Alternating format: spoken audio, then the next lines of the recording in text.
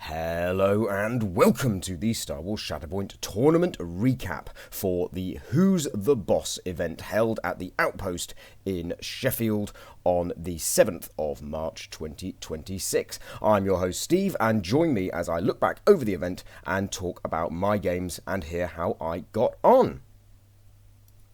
So before we start diving into the data and my games, just want to say a huge thank you to the Outpost up in Sheffield and the tournament organisers, as that was a fantastic event, probably one of the best events I've ever attended across any game system. The venue is lovely, the community were really welcoming up there, and I strongly recommend, if you haven't got yourself a ticket to the GT in Sheffield later in the year, it's the 1st May bank holiday in the UK. If you haven't got a ticket to that one yet, absolutely buy one, because the event is going to be amazing.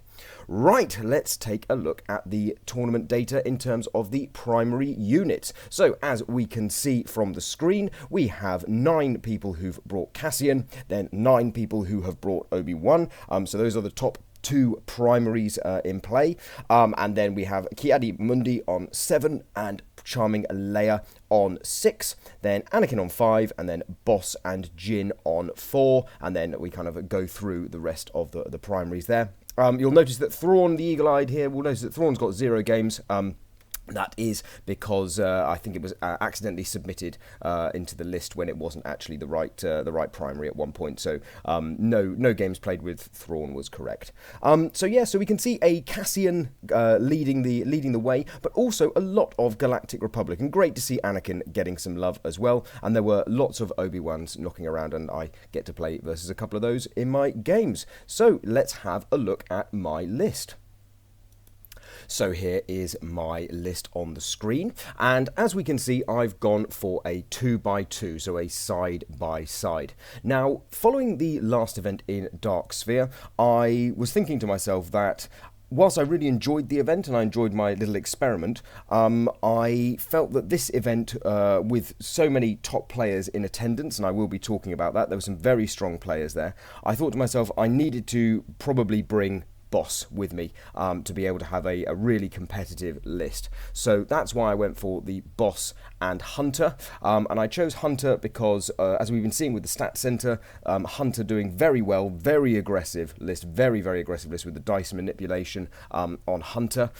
You can see here that I've actually paired Rex with Boss and Fixer with Hunter. My reasoning for this was to spread the delta a little bit further across the board, and also get some good synergy there across the board. It doesn't really make much of a difference, I don't think, but I did enjoy having Fixer with Hunter. My positioning for the missions, though, is always going to be to get Fixer on a point. And if I've gone first and pull Fixer, Fixer's always getting reserved anyway, so I will always hold that active objective. If Fixer is on it, I will always hold it, because Fixer is getting reserved on turn 1 regardless, if he gets pulled. So yes, I will always hold the Fixer point there.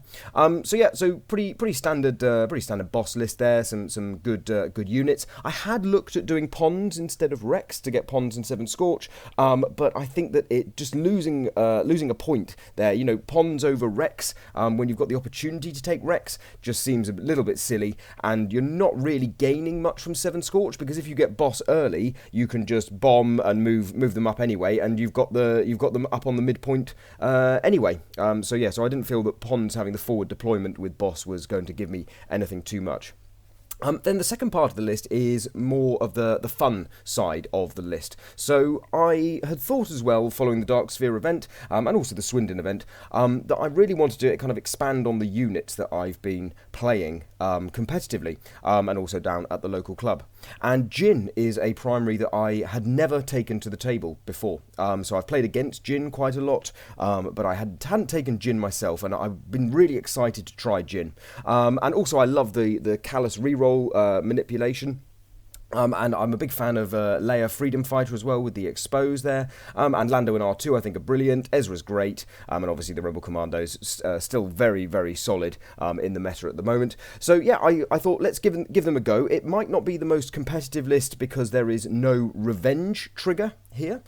So obviously one could look at Han Solo, Leia charming to the last, Cassian obviously instead of one of those primaries, and you could then have the revenge trigger. But I wanted to just have some fun and get this list on the board. So going into the event, my intention kind of had been to try and play the Jyn and Leia list 3 times if I could, just for the fun of it, really, because I wanted to have some good fun. But I'd also brought the Boss Hunter to be a lot more competitive if I needed to be. If I found myself doing well, I could bring out the Boss and Hunter list there. I also had kind of set myself a little goal in my mind of what would I be happy with. So looking down the list, very strong field, as I've said before, lots of strong players in the Sheffield area, and there were lots of, Jed had come down as well from Element Games, so there were a lot of big names there from the UK scene. And I thought to myself, a 2-2 result, I would be happy with that. But the main thing was to have fun and enjoy my games. But yeah, so looking for a 2-2, I would be happy with that. Anything better, obviously, would be great as well. So let's now dive in and have a look at my games. So, for round 1, I was paired against Lop452. Now, Lop did give me his real name at the start of the game, but this was, very early, game 1, first thing, hi, I'm Steve, hi, I'm insert name here, and unfortunately, I've completely forgotten his real name, so we'll refer to him as Lop. And he was running Grievous, Kalani, and the Magna Guards, then Riff, Nosserai, and the Aquadroids, and then a full Spectre kind of style with Kanan, Ezra, and the Rebel Commandos, Hera, Callus, and Zeb. So amazing to see Zeb on the table. Interesting to take Zeb and not Chopper. I do prefer Chopper over Zeb, but yeah, great to see some Spectre hitting the table. And never tell me the odds was the mission. So let's have a look at some of the images that I've got. And here we are. Here is the table following deployment. I won the roll-off and chose my mission shifting priorities. And I also chose to run the Jyn list. Now, the reason why I chose this was because, as I said earlier, I wanted to get the Jyn list played, if I could, 3 times. Also, my opponent was maybe slightly newer to the game, so I thought, okay, maybe I don't need to bring the boss to dominate this. And also, I wasn't sure what he was going to play, but I had a slight suspicion that he would probably try and play the droids list, the separatist list, to maybe get it out the way before the stronger Spectre list came in as well. So, and I was happy to run the Jyn into the Spectre as well if needed. So yeah, very very happy with my list choice. And yeah, really happy with his choice as well. So yeah, this was the board, and all the terrain, as we'll see from my images, all the terrain was absolutely brilliant at the venue as well. So again, a big selling point if you are coming to the GT in Sheffield. The terrain is great. The maps look really cool. Yeah, just wicked stuff there. So yes, so we can see the deployment here. Rebel Commandos are obviously moved further forward. Ezra on the side there, on the elevation, and the reason why I've chosen Ezra on that side is because of the jumps. So if I need to get Ezra up into the midpoint, I can move him up there and then jump him up if I need to. And then we have Leia on that side to maybe use the double ingress, and same with Lando and R2, they can use the double ingress if needed. And then Callus and Jyn just tucked on the right hand side. So Leia was my first pull, and Leia went and took the midpoint on the left hand side, and then immediately we had the response of Riff, and there is a lovely shiny Riff card. I mentioned this as at the start of the game. I'd actually said to Lop, I brought some spare shinies that I had with me, and said, would you like, included in that, a Riff card if you don't have it? And he said absolutely yes, and then it was very fitting that he tucked it in the sleeve, brand new shiny, and there was Riff immediately raring to go. So yes, we'll now start looking at the positioning a little bit later in the struggle. So here is the position on the board, a couple of activations in. So as you can see on the far side, where we're looking across the board at the midline. So as we can see, we got Leia, who was able to take that point nice and early, and then Grievous came along and gave her a thwack, but she was able to hold ground as she couldn't be shoved. She'd backstopped herself against the terrain, and Grievous was unable to get the wound. Then Riff, who had taken the bottommost midpoint, the bottom of the screen there, he was shoved off by the Rebel commandos, and so very, very early in the game, there I am scoring 4 points with Ezra taking my back objective, and then we've got the Rebel commandos and Leia controlling those 3 midpoints there. So yeah, really early scoring from me in the game. And here's just a really nice shot there of Grievous into Leia. And this part of the board was actually going to be really important as the game progressed. So me and my opponent did talk about it, but there was a moment where Grievous moved and actually went to attack the Rebel commandos, or Callus. I can't remember which one it was at that point in the game. He moved across the gantry to attack, and had brought a Magna Guard along with him. But unfortunately, he had not realised that on the card, Grievous can then trigger a supporting unit to attack, but it has to attack the same unit. So unfortunately, he thought that Grievous could move, attack Callus, for example, and then have the Magna Guard come in and kill Leia, who was only on 1 health, I think, at that point, and potentially get a 3-point flip in the game. But as it turned out and transpired, unfortunately, it was a little misplay from the opponent, and then it turned out that rather than scoring 3, it was actually scoring 1, and that was ultimately what decided the end of the first struggle. But again, this was a really lovely game, and a great opponent as well, because we were able to talk these things through. You know, we spoke at the end of the game about these decisions and about these key little choices that you make while playing Shatterpoint, and that's all part of the learning. But yeah, a brilliant opponent so far, and the game was definitely in the balance at that point. It was just an unfortunate misplay that led to me basically taking the struggle 1 off the back of that. And here is an image just at the start of Struggle 2, but you can see what I've just described there. So we've got Grievous in the middle of the gantry there. He's made an attack against the commando. It was Callus is on the other side of the commando. That's where I was thinking there. So Grievous made an attack there. The Magna Guard you can see on the far side. Unfortunately, base to base with Leia, not able to take the not able to get the wound on her on that activation, and then you notice Ezra actually ran forward at the end of his activation to be able to get heal some damage off of Leia, which was really important. So that was quite an interesting move there from me, to decide to move Ezra away from that back objective that he was controlling on the last activation of Struggle 1, to get some heals onto Leia, and that actually proved very important as the game progressed into Struggle 2. And as we move through Struggle 2, we will see that the Magna Guard came back and took the expertise objective in the back corner there. Obviously, Jin there is controlling the miss objective. And the other objective, I can't quite remember which one it is, but I'm sure it will appear on another image. And there is the other objective. It's the one with Leia and then Ezra on. I got an early pull of Ezra, who was able to just get himself up there to really double down on that point. And obviously, with Ezra being a tiebreaker, it meant if Leia did get wounded, Ezra would be able to assist there. So I'm controlling two objectives at the moment.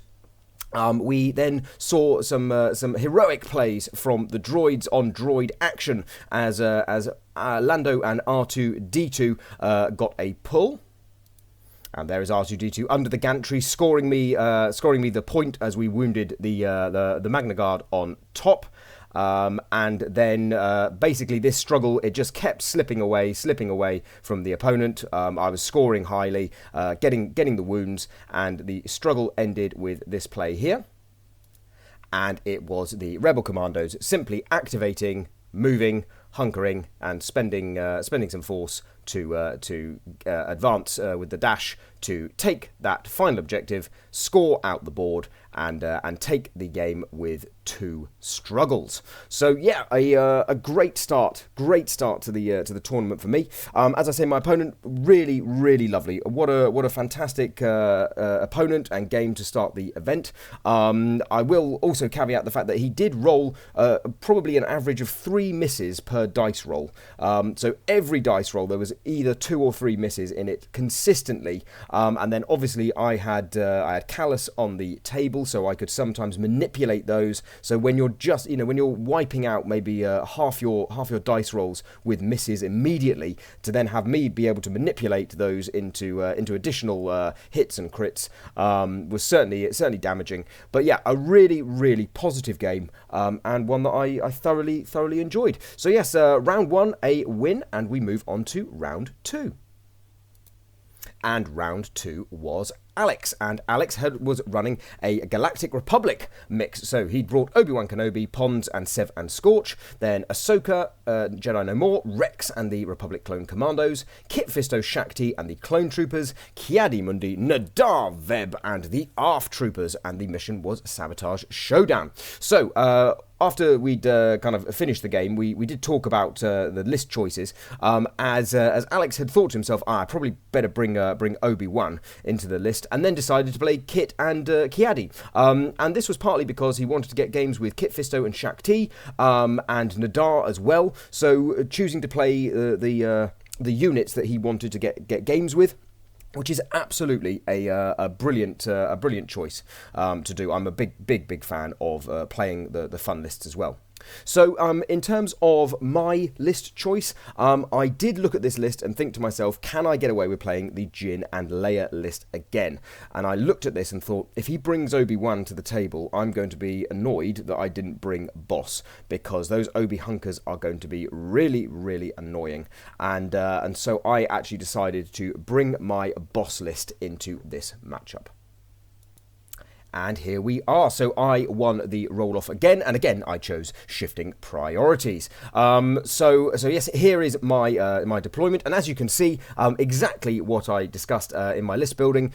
Fixer is contesting that point there. Rex is contesting that point there. So if Fixer gets pulled first, he just gets immediately reserved. But then if Rex gets pulled first, Fixer's holding that point anyway, and we can maneuver Rex around. Again, a really lovely board and terrain. So yeah, let's have a look at some early actions in the game. So one of the areas that was very hotly contested was on the left-hand side midpoint. And the reason why I bring this up is this piece of terrain, whilst being really awesome to look at, was an absolute nightmare for model maneuverability. So with the ARF troopers up there and Rex then getting up there, and then later on you'll see some images, we were constantly trying to jam measuring tools in to see where the shoves were, and models were moving in and out. It was definitely a lot of cooperative working together to try and just get the models in the right place. But yeah, the struggle the struggle one kind of swung both ways a bit. There was a lot of activity in struggle one. So let's have a look at some other key moments. And this really is the moment that stands out the most. We have Sev and Scorch here, or Scorch contesting a point with Kit Fisto, and Kit Fisto went for the attack. I believe it was off the Shatterpoint. So Kit Fisto goes in for the attack, and the dice roll was an absolute disaster from Kit Fisto, and in the end, because Sev and Scorch were contesting the active objective, gaining themselves steadfast and protection, Kit Fisto did no damage, only needed to get one through, but with the step, the first step of the tree, was unable to do so. So a completely whiffed turn there, and that was what gave me the advantage going into the second struggle. And here we have some images from Struggle 2 with lots of hotly contested objectives. We had the arrow one, the triangle. So Alex obviously chose the 2 that were in his back deployment and the 1 that was in mine. And I basically gave up Struggle 2 very, very quickly, as it turned out that the objective, the priority objective, was never rolled on the block dice. So Struggle 2 went very, very quickly, with Alex taking control just through the randomness of the dice roll, meaning that they always remained on one of his 2 back objectives. And there you can see the kind of board position at the time. You've got the 2 back objectives and that one there. The one that's under the terrain piece on the left-hand side, we left it on because we just couldn't get the models in and out through that difficult piece of terrain there. But yes, so that was the end of Struggle 2 there. As I say, I kind of gave up, and Kit Fisto made his way down and wounded Boss and took that final objective there to go into Struggle 3. Then Struggle 3 saw me choose the line across the middle of the board from the 2 choices, and we managed to get Fixer up onto the left-hand point as the tiebreaker there. So that was really beneficial there. So Kiadi Mundi there trying to get a word in, but Hunter is tucked behind there as well, just behind Fixer. You can just see his base, but Fixer being the tiebreaker there was really, really key.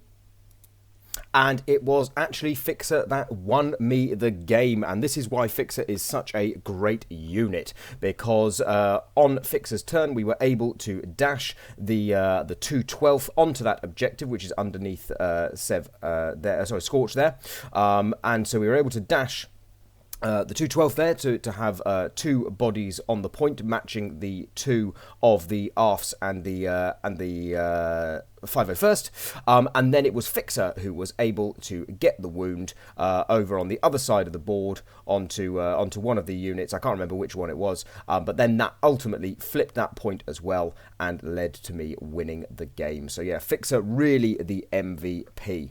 But a lovely, lovely game with Alex. Really, really great opponent. Again, 2 wonderful opponents in the first 2 games. I can't sing the praises enough of both of my opponents. Yeah, 2 wins under the belt, and I am now no longer list locked at all, so I can choose whatever I want to play in rounds 3 and 4, as I've already fulfilled my destiny from the Premiere format. So we will now quickly move on and have a look at a new section, which is the Best Painted.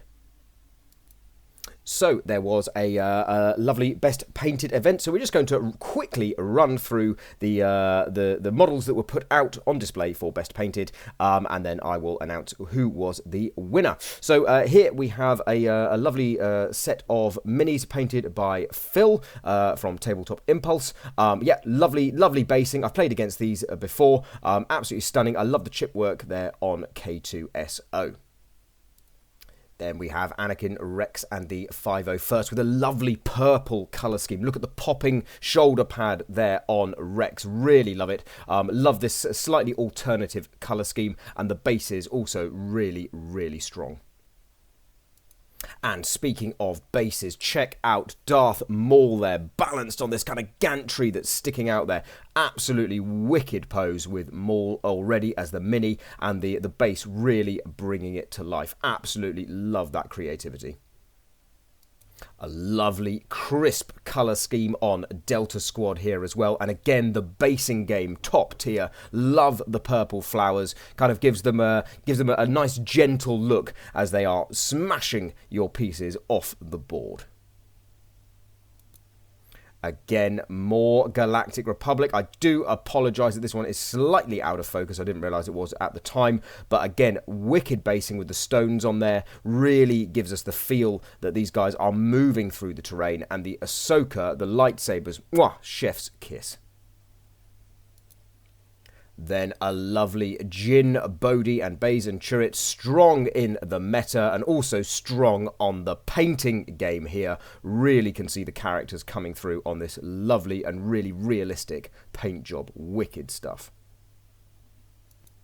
And then more awesome basing and clean, crisp, realistic paint job here with this Leia, Luke, and Baze and Chirrut. Really, really love that basing style. Absolutely fantastic. And actually, I played against this guy in the next round, so we'll be seeing more of his minis very soon. These Dathomirian models, they work so well, the red and the green contrasting so nicely, but those flames, the green smoke of the Night Sisters moving around, wicked, wicked stuff, really, really lovely. The photo doesn't do it justice. That colour was popping in real life. Then Kiadi, Shakti, and the Arfs featuring again a really lovely paint job here. The Shakti looking so good on her kind of headgear. They're amazing, amazing stuff. And then just a little bit of OSL creeping onto the Kiadi. Really, really great to see. Again, just fantastic, fantastic paint jobs all round.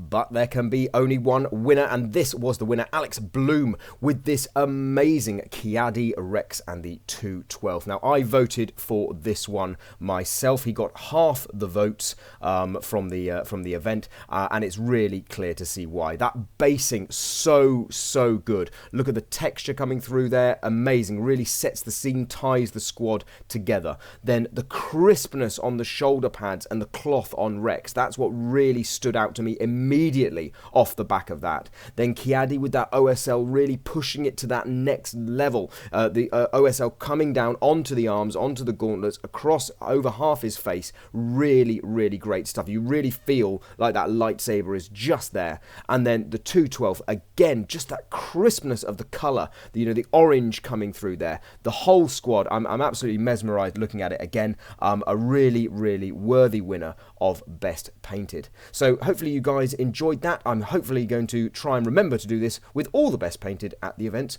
going forward. But back to the games now, and round 3 I was playing versus James, so both of us on 2-0. And James had brought Princess Leia, Luke Skywalker, Baze and Chirrut that we just saw in the Best Painted categories, then Cassian, K2 and the Rebel Commandos. And along with that, he had brought Darth Vader, Death Trooper Escort and the ISB, and Moff Gideon, Third Sister and Fifth Brother. And it was Never Tell Me the Odds, the mission. Now, I did have a little look at the lists that he'd brought in the first 2 rounds, and he had brought the Leia and Cassian twice. So I did think to myself that we would be seeing a Vader and Moff Gideon list on the table. So with that in mind, I decided that it was going to be the best choice to bring the boss list, as I would need to fight aggro with aggro. And that is what I did. And here we are. Now, those of you who were watching the screen and not just listening while doing painting or housework or anything else, will notice that this is the same board and the same side from round 2. Now, this would be my only complaint for the event, and it is such a minor one that I feel bad saying it, but there is a setting on Longshanks where you can tweak it so that you are not on the same table twice. And so there were so many amazing boards all around the venue that unfortunately it was a shame for me, and I know a couple of other people did as well, played on the same board twice. So it would have been wicked if we could have avoided that, but as I say, such a minor gripe that it almost feels bad to be bringing it up. But hey, anyway, I managed to get the same side of the board this time. My opponent won the roll, and so went for Never Tell Me the Odds. And we haven't quite got it set up here yet, but we had the playing card 5 symbol to start with. So the middle point was going to be on, and then both of the back objectives for us respectively. So let's have a look at some of the moments in the game. So, as is often the way with the playing card 5 struggle, first struggle on Never Tell Me the Odds, the midpoint was the contested one. So here we see Vader pulled first. Vader moved up to where Scorch is now, and then 7 Scorch came in and shoved Vader away, and we took the midpoint. So already it was a kind of 3 points if they'd been able to score on the first turn, and then into a 3 for me, and then it flipped back again, and that's kind of what happened with the back and forth in Struggle 1. Here we can see a Vader getting himself back up there, as I say, onto the midpoint with another activation from Vader. So yeah, double Vader activation early, getting shuffled into the deck on the first one, obviously. So pretty scary stuff to see Vader sat atop the midpoint so early in the game. However, we were able to wound Vader, and as we can see, we did manage to reclaim that point, Boss doing some good work there. However, this was also the area of the game where the struggle one was lost, because unfortunately I had a very, very poor Boss activation. Boss shot at the ISB. He came around the corner, shot at the ISB, and was unable to get the wound. So then I decided to actually spend all my remaining force on getting Sev and Scorch to do a Rule 17 to try and take that middle point back from under their control, and it was, again, an absolute whiff of a dice roll, and Seven Scorch were unable to do the damage on the ISB. I think I just needed one step down the tree, and I'm pretty sure it was 3 misses and a couple of expertise, and it was all blocked out. So yeah, really kind of unfortunate moment in the game there. That meant that whilst Boss was underneath, we just didn't have the control. Vader was down, but we didn't have the control of the token, as it was already under the control of James through the ISB, and because we were unable to get the wound on them, we only scored 2 that round. All the force gone, and then yeah, from that point he was able to continue to edge ahead, and took struggle 1 relatively comfortably. And here is a lovely shot from Struggle 2 as we see Moff Gideon coming in. Basically, I knew from his deck that he only had Moff Gideon and I think it was 5th Brother left, and they were both on the left-hand side of the board. So I chose the 2 kind of outside middle objectives that run horizontally, and then the far right-hand side extreme point to be those the objectives that were live, because I knew that I would be able to control that right-hand side one, and whereas he wouldn't be able to get anyone over there. So yeah, so Moff Gideon coming in, but Fixer also coming in. And 7 Scorch making themselves known as well. So just a nice shot of the Delta on the board there. And here's a nice wide shot in Struggle 2. Lots of movement around the board, lots of units moving around. Gideon there about to move after we'd managed to shove him away several times, so really getting him off that point that he was contesting there. The bottom point just out of sight there, on my right-hand side, so the bottom of the screen where my right-hand side would be. But yes, very hotly contested. 5th Brother making his presence known. But we were able to eke out the Struggle 2 in my favour and move on to Struggle 3. And it was a great start to Struggle 3 from James as he chose the diagonal across the board. So we see the bottom one with the miss, the block in the middle where he had both Vader and Third Sister, and then the far left-hand side as I look at the board on his back point there. He was able to take that and immediately get a 4-pointer off the hop. When we spoke about this after the game, I did say that this was a really difficult part of the game because I wasn't able to get anyone up to the midpoint because I was having to contest those 2 objectives in Struggle 2. I was really having to work hard to contest the other 2 in the middle, but because of the elevation and him having got Vader up there and then Third Sister, it really meant that he was just going to control and dominate that midpoint there. So yeah, really locking in there. But I didn't really feel that I ever had an opportunity to contest the middle point leading into the third struggle. So yeah, much of a muchness. But let's see how the game progresses. And here is how the game ends with, unfortunately, a slightly whiffed activation from Rex. So Rex, who's in the corner of the screen there on the left-hand side, he'd actually been pinned and disarmed, and that's ultimately what did me in, was the disarm, because I needed him to move in. We actually had, I think it was there was another unit on that objective as well. Maybe it was Vader had come down to that objective at at the end. Yeah, it was Vader come down to that objective. I just needed to get some damage through on the DTE. I think I needed 2 successes through with Rex, with the 7 dice. Unfortunately, because he was disarmed, we did roll a lot of expertise, and he was able to block out with the DTE. But that early 4-pointer really doing the damage. I was kind of clinging on. Mission critical, I think, had been called as well. So yeah, it was definitely spiraling down.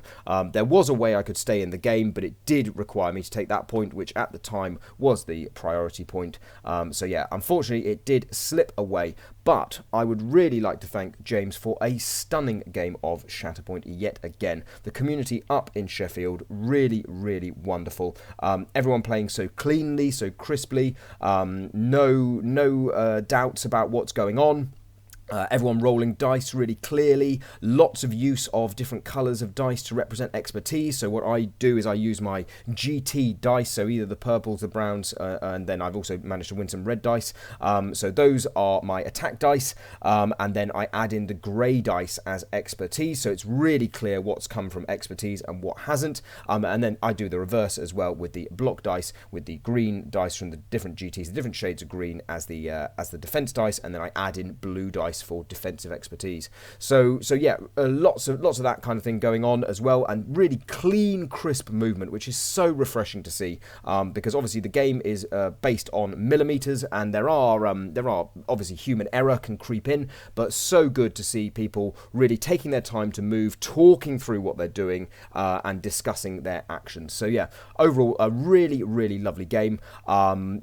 Obviously going 2-0, it was a shame for the run to end at that point, but I have no problem at all, because I thought that was a fantastic game, and yeah, there were just a few clinch moments where things didn't quite go my way, and probably some decisions that I could have made better as well. So with that though, 2-1, I move into Game 4. And Game 4 was versus Phil, not Phil from Tabletop Impulse, the other Phil who was there. And Phil was running Obi-Wan Kenobi, Pons and Sev and Scorch, Anakin Rex and the Arfs, Kiadi Mundi Shakti and the 501st, and then Plo Koon, love to see Plo Koon, Ahsoka Tano Padawan and the Clone Commandos, and the mission was First Contact. So here I hit my dilemma. I did win the roll off, so we are on shifting again. But I did hit my dilemma here because I thought to myself, well, I really should bring Boss into this matchup, but I did want to play my Jin and Leia. And so in the end, I decided that I would play the Jin list again, because I wanted to play for fun. And I had hoped to get 3 games in with Jin, but that had kind of gone out the window when I realised the standard of opposition. So yeah, I decided in the end to go with the Jin Leia list, and we'll find out whether that was a sensible choice or not. So here is the board, lovely snowy board, and yeah, it's the standard shifting priorities. I pulled Callus immediately, and Callus moved up to take the midpoint, but I realised that Callus had a cheeky shot on Scorch. And I thought to myself, and we did have a little jest about with this my opponent, because I was intending on just moving up and hunkering, so dash, move, and hunker, because of his ability to move himself up the board to begin with. But instead, I decided to take the shot rather than the hunker, and I rolled 1 expertise and 4 misses, whilst my opponent rolled 3 expertise and was actually able to get Scorch onto the objective on the mid left-hand side. Now, ultimately, I don't think this made too much of an impact, as almost all of his units on the board can actually move a character up, and you would move Sev or Scorch up the board anyway to take one of those points there. That's the whole reason for the forward deployment. But it was quite funny that the spike happened on 7 Scorch to get the climb, which meant that he was able to actually take control of that point early on. So yes, whilst I got 2 damage on them from the crit that I rolled, yes, it didn't work out too well for me. But let's see how the rest of the game progressed. So there is that objective that we were able to shove Scorch off of, but then Obi-Wan came back in and gave the I think it was the Rebel Commandos a good clap in the face a moment later. So yes, they didn't last too long in Struggle 1. And yet again, the midpoint hotly contested. Kiadimundi was there, force pushing people away. Callas was coming back in, Leia coming back in, and yeah, it was a good old scrum in the middle. But definitely the Galactic Republic, it did feel like they were in control in Struggle 1 very early. And here we can see, as you can see there, poor Callas force pushed right back out the way, and then Kiadi clearing Leia off that point, and that one's about to flip back to the opponent. So yes, really aggressive from the Galactic Republic side there. We did manage to get Ezra up to take control of the right-hand midpoint there, as you can see, so we claimed that one back, but definitely an uphill struggle at this point so early in the game for me. And indeed, Struggle 1 did not go my way. So Phil took Struggle 1, and then Struggle 2, I was able to choose the layout. So in the same way that we had in the game just got one of the games earlier, I think it was game 2, we had the triangle. So I chose the 2 in my back half and the 1 in his, obviously. But unfortunately, the priority kept landing on the one in Phil's deployment area.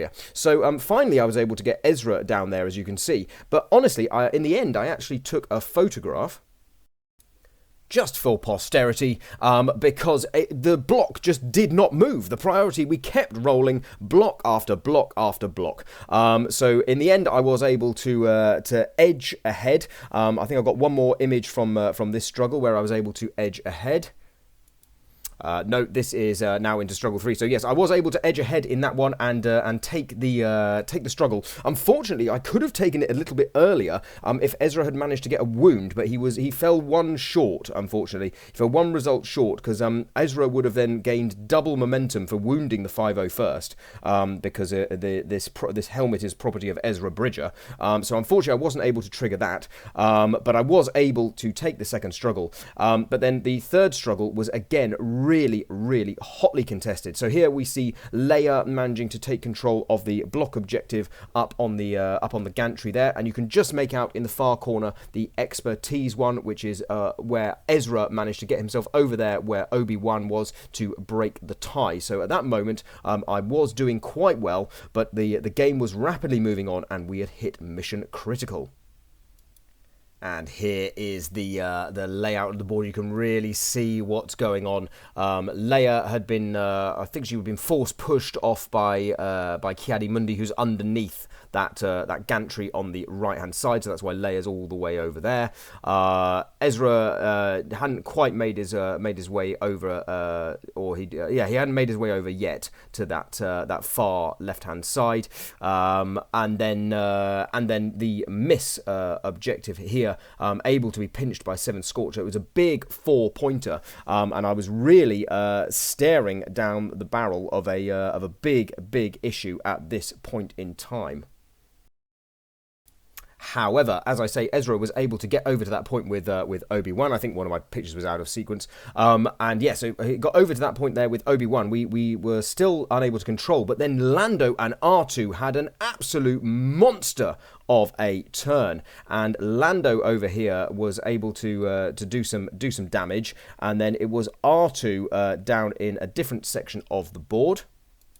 Apologies for the fuzzy picture. Yeah, Lando was able to do some damage on this side of the board. We did flip back 4 points, but then, as you can see, extra bodies came in. There was a bit of a pushing around, models moving off objectives, and then with mission critical closing in, Phil was able to take the win. A really close game, right down to the wire, and again, lovely opponent, and a brilliant game. So yeah, I've ended 2-2. So let's have a look at the full results. And so here are my results of the games. So as we can see, round 1, it was a 2-0 on struggles and 2-2 on wounds. Then a 2-1 with me dominating the wounds, 5-1. Then in round 3, a 2-1 loss, 6-4 on the wounds. Again, we were maybe a little unlucky to get not quite as much damage through as we wanted at times, but a brilliant game there nonetheless. And then at the end, it was 2-1, and Phil still completely dominant on the wounding, 7-2. And I think if I was going to go back, much as I enjoy the Jin and Leia list, it was definitely the weaker of the two lists, and possibly having gone 2-0 and then 2-1, possibly I should have put the boss list on the table again and just gone for the competitive, but I did want to play the Jin list again, and I really did enjoy playing it, but yes, I think with Obi in the mix, boss probably should have been on the table. And here we can have a look at the final standings. So congratulations to Lewis and Trollstar. I'm sorry, I don't know his real name, who went 4-0. And I managed to finish 7th out of 19 players, with the highest 2-2. I had the strongest strength of schedule out of all the 2-2 players there. And also I had good victory points because I managed to score struggles in both my losses. So yeah, I think overall, obviously having gone 2-0 and then dropped down to 2-2, maybe a little disappointed on that front. However, I did set the goal at being 2 wins, 2 losses, given the strength of the event, and so I am not disappointed by that ultimately. So I think that's yeah, I'll chalk it up as a success. And yeah, finishing 7th, really happy with that. I will just draw your attention to the fact that out of the top 8, there are 6 players from the Steel City Syndicate, which are up there in Sheffield. So absolutely a really strong community up there. Some great players, really welcoming. And as I've said multiple times before, if you aren't booked into the GT, get a ticket because it's going to be a brilliant event, I am sure. So, obviously, I will be delving into these lists further in the Shatterpoint Stats Center. This week's Stats Center coming might be delayed a day. It will depend on what I can do. I have, unfortunately, got some other commitments on Monday, so it might be Tuesday at the latest, or I might be able to get the recording done quickly on Monday. It will just depend on the timings of things. But there will be one coming, so we'll get to see all those top lists and what they look like, the top 6 lists here, and what they were bringing, so we'll talk through that. But all that remains for me to be said, as usual, if you've enjoyed the video, please hit the like, please hit the follow, the subscribe, the bell, whatever it is on YouTube.